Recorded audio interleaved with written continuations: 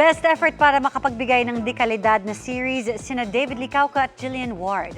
At dahil first time nilang magsasama sa project nilang Never Say Die, kamusta kaya ang naging adjustments?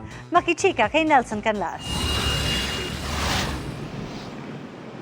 The pambansang Ginoo is back. This time, mapapasabak si David Licauca sa mga mas maaksyong eksena sa GMA Prime series na Never Say Die. Minimal adjustment lang ang needed sa acting dahil nakapag-guesting siya recently sa Beauty Empire kasama si Barbie Fortesa.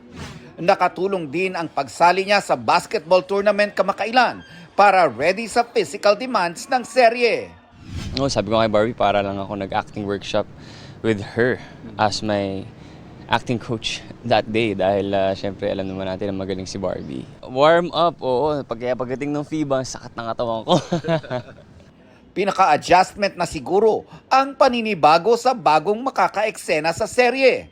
Ang kasangga kasi niya sa Never Say Die, si Jillian Ward. It's always nice to work with a new actress na makakasama mo sa eksena kasi syempre wala lang, para lang matest mo rin yung pagiging actor mo. Diba? And I see that, Jillian is also passionate in acting. Excited ako na matuto from them.